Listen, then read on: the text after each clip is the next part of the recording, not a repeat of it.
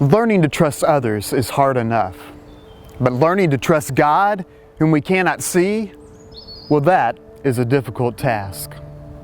The Bible calls trust in God faith, and we learn a lot about faith from the stories of faith that are found in the Bible, and the stories of great men and women of faith who have gone before us. One of the faith stories that has always fascinated me is that of C.S. Lewis. Though he was raised in a Christian home, by age 15, he had declared himself to be an atheist. Lewis struggled with praying to God and feeling sincere, and he soon gave up prayer and faith in God altogether. There were a number of things that led Lewis down this pathway. At age 9, Lewis's mother died of cancer, and you can only imagine what this must have done to the faith of a young boy who had prayed fervently for God to heal his mother. When those prayers were not answered, he was confused. He lost hope, lost faith, and became filled with bitterness.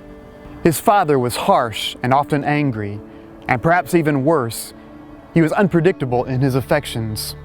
And it seems that his father did not deal well with his mother's death. Lewis later said that when he lost his mother, he felt like he had lost his father as well. His father would send Lewis and his brother Warren off to a boarding school, where the schoolmaster was abusive and later would be declared literally certifiably insane. For a while, he dabbled in the occult. But one night, he came in and one of his friends, who was into spiritualism and a type of forerunner of the New Age movement, was found kicking and screaming on the ground, crying out that he was being dragged into hell. Well, that experience helped Lewis get over his obsession with the occult. Lewis was also bothered by the problem of pain and evil and suffering in the world. And he saw firsthand the atrocities of World War I, where people on both sides of the war went off to fight for God and country and ended up killing one another in horrific ways. But Lewis, who was Irish and raised in Ireland, would come to Oxford, to Magdalene College, to teach. And there, he would encounter a group of friends that would later be known as the Inklings. And it was made up of a group that would talk about faith and life and literature. And in this, Lewis was amazed to find that some of those that he respected the most, who were brilliant, were in fact Christians. Lewis began to wrestle with these thoughts, and he said that he felt that there was a door that he had built that was holding something back, and he decided to open that door and let God in. Lewis said, "I gave in," and admitted that God was God. That night, Lewis came to believe in God, but his belief in Christ would come later, again, with help from his Christian friends. One of those friends, who was a part of the group of Inklings, was J.R.R. Tolkien, who also taught at Oxford and who would go on to write The Lord of the Rings. And one night, Lewis and Tolkien and Hugo Dyson were up late, walking alongside the river, discussing faith, pagan myths, and Christianity. Lewis was in fact drawn to the pagan myths of a dying God who rose again. But though these myths stirred his heart and his imagination, he concluded that none of these stories, including Christianity, were in fact true.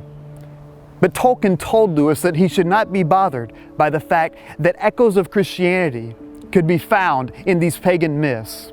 Tolkien said that this showed that God had placed in humanity, which was made in His image, a longing for something greater than ourselves, and in fact, had placed the Christian story inside of our hearts.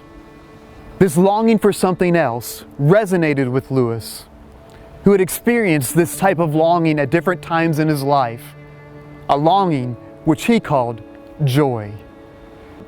Tolkien talked about how the Christian story could be found in the human heart, echoed in so many other stories.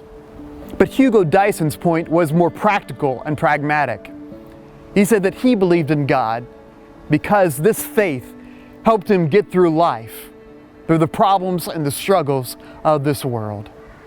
Lewis had already come to believe in God.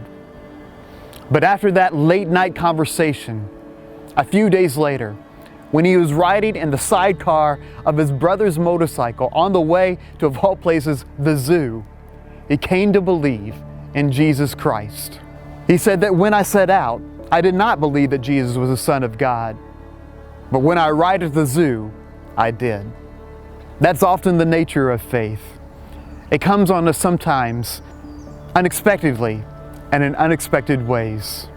As our hearts and our thoughts and our mind starts to move towards God, our lives open up to new possibilities, and we come to realize that there is, in fact, a better story that we can be a part of, that will bring us true joy. Over time, Lewis would come to really love this God that he came to believe in. And he would go on to write some incredible Christian works, including the Chronicles of Narnia, which became one of the greatest and most beloved children's fantasy series of all time.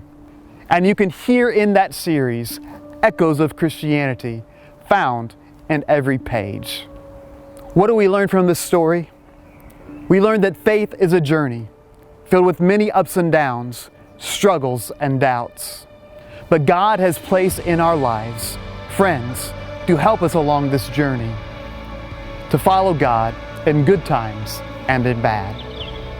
So now, how about you?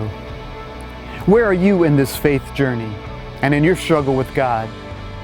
What do you think of Lewis's story of faith? What questions and doubts do you have?